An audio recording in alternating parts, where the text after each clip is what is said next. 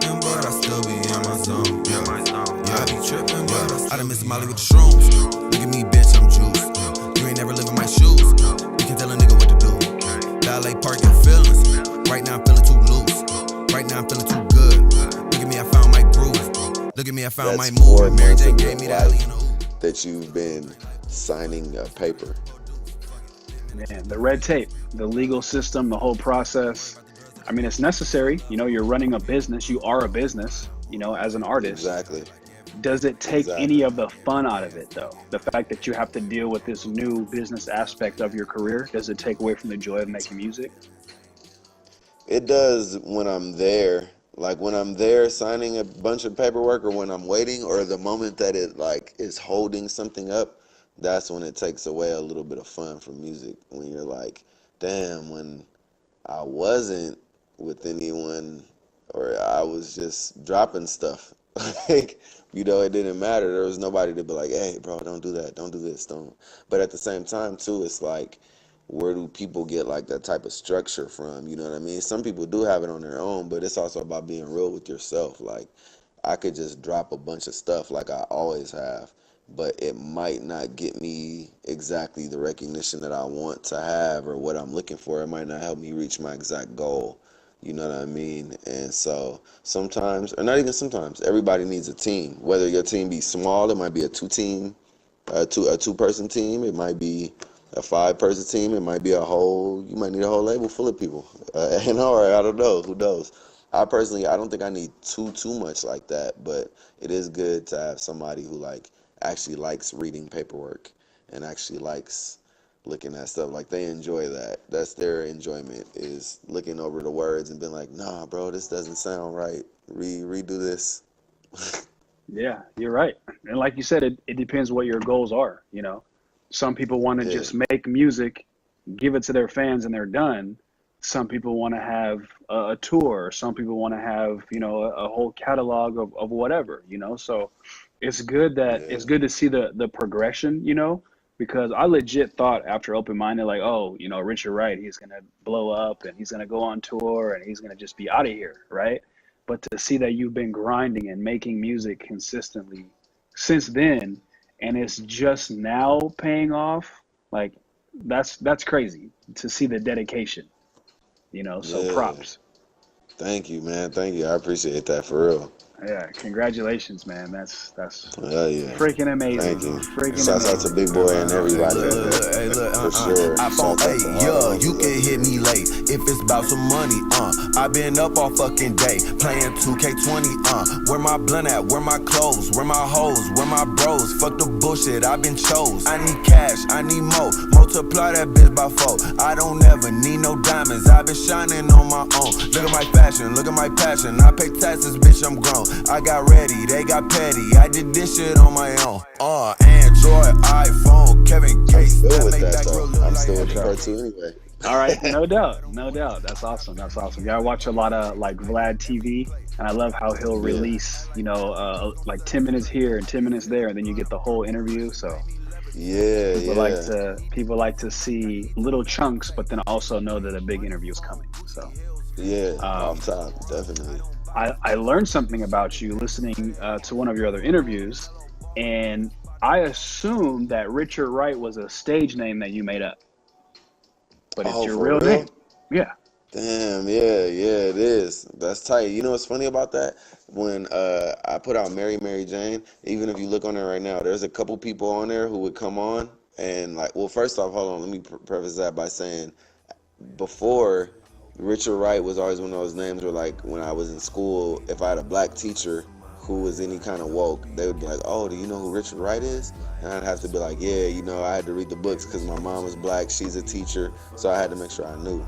But then when I released Mary Jane, I know we'll be together for the rest of my life. Cold winters, hot summers, high grades, low grades.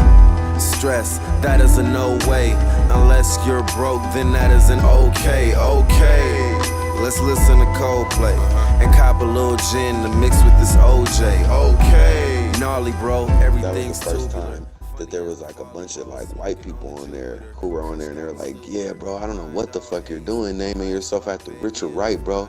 And I was like, man, why are all these people hitting me up? And then finally one person was like, bro, this shit is weak, bro. I thought this was Pink Floyd. It's some weak dude named Richard Wright. And I'm like, hey, bro, that's my real name, first off. Like, I'm having to like beg old people online. So then I finally like looked it up, and I realized like, oh, that's the pianist from Pink Floyd. Like, I like Pink Floyd, but I never knew that their pianist was named Richard Wright. I didn't know that either. When I first heard Pink Floyd, I was in college, and the dudes that lived next to me, they were some surfer cats, and they would listen to like trippy psychedelic music. They introduced me to Pink Floyd. They introduced me to Portishead, and so they Fire. gave that to me, and I shared with them Outkast. So we were like trading CDs and Fire. trading cultures, and I just learned That's so dope. much about different types of music that I never would have picked up, but I was vibing to it. That's And dope. I know they have you? tripped acid for sure, huh? Oh, bro, have you listened to Yeah. Dark Side of the Moon? Oh yeah. Do you know about the Wizard of Oz thing? No. Are you I just serious? trip and listen to things. I just trip and listen to things that go crazy, like Jimi Hendrix or Pink Floyd, or like I've listened to Outkast on the trip. Hiatus Coyote. Hiatus Coyote? I gotta write that down. I never heard of that. Oh yeah, they're a band from Australia. They're super dope. Probably like my favorite band right now, actually. Oh, And dope. shouts out to the lead singer Napalm too. Actually, she's sick right now, but I hope she gets better. Big shouts out to her. Napalm of Hiatus Coyote. I'm gonna find Yeah, them on Instagram and incredible. check them out. One of the best bands in the universe right now. Well, from always after. So I'm gonna share something about Pink Floyd with you in a little bit. You're Oh gonna be yeah, excited about this. So yesterday I took wifey to the KROQ Almost Acoustic Christmas. It's basically a rock almost show. acoustic. That's what they Okay, called it. Yeah, and I guess they've been doing it at the Forum for many, many years. It's a that's Los an interesting name. Angeles-based rock and roll station, and the show Okay, was fire. You already knew about Mike Posner. They yeah, had Lovely the band. Um, they I love that had name. Young the Giant, um, Death Cab for Cutie, Florence and the Machine. Love them. There was a whole was it Ellie? What's her name? I'm gonna post the bill so you can see all the artists. But Mm, everybody was dope. Everybody was dope, that's and dope. almost everybody incorporated some type of hip hop into their set. So like Mike Posner, he did a cover of All the Way Up, Fat Joe. Wow, Um, Lovely the band, they did a Genuine cover, Pony. You know, wow. right? And so it seems like the mainstream culture is definitely hip hop, whereas say in the 80s and Yeah, 90s it was more rock and roll, and hip hop was kind of like the underground thing. But I feel like now mainstream is hip hop. Like that's just culture. It's not like yeah. subculture anymore. I agree. I think it might be possibly too because hip hop is like on every side of it. It's like it can be corny as hell and very acceptable for like America, including white America, but at the same time it could also be extremely rebellious and against everything, which works out for like all sides damn near. Like you have Flow Rider, no disrespect, but and then you have somebody like a I don't know, like a Takashi 6ix9ine, who's like anti everything damn near. It's like you get the most polar opposites, I think, from that. Even more than rock right now. Rock is kind of like I feel like it's big, obviously at all times, but I don't feel like I see as many like crazy big rock bands as I used to. They used to just like be like nationally known or like internationally known or whatever like that. Like, but rap is crazy. Like rap is so varied and there's so many branches now,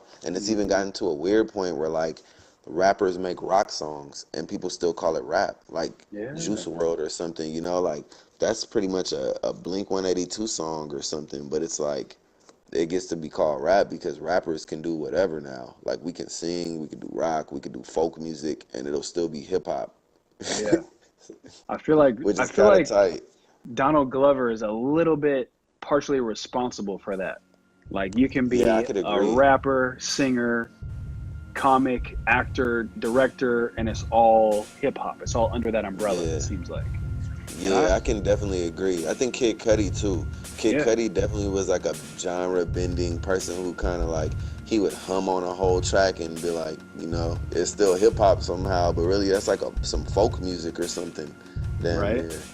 It's definitely way different. Rap has like so many parts and pieces now. Like even like the places that go crazy now. Like there's so many like different sections that have their own movements. Like if you listen to the rap in Detroit, it sounds kind of like slightly like the Bay a little bit, but different still. Like still its own entire thing, but just like Hmm. kind of like cousins almost. And then obviously the Bay has always had their sound. And then even this new LA sound, which is like strange kind of offbeat thug music. Like it's cool sometimes, like, and sometimes you might not like it, but it depends. But it's a new sound. It's coming from here, so it's that part is tight alone, I guess. And then like you got Florida. There's like a million artists coming out of Florida now, like at all times. And so like I think it's just cool that you can always like really look into it and see like, oh, okay, this guy's from Florida, just based off how he dresses, maybe his rapping style, his beat choices. This guy's from Detroit. Definitely, I could tell by this beat most of the time. Or like this dude's from New York right now, and it's pretty cool. And even how New York is kind of like become like I think a little bit softer to the side of the South. I think that part's tight too, because New York used to really be like on their head. Oh yeah, bully rap. Yeah, it was really like a thing. Like, oh no, y'all sound retarded, or But now it's like, all right, man, we can all have fun. I be tripping, but I still can't tell my sisters no, I don't know where I meant to go. My body full of drink and smoke, I guess it's cool, let's rent it though. I took some drugs, I'm in it though, right now I'm seeing indigo. I think that's where I've been before, but no trip is identical. I be getting high on way up, haters try to keep it way down. Talk is cheap, motherfucker!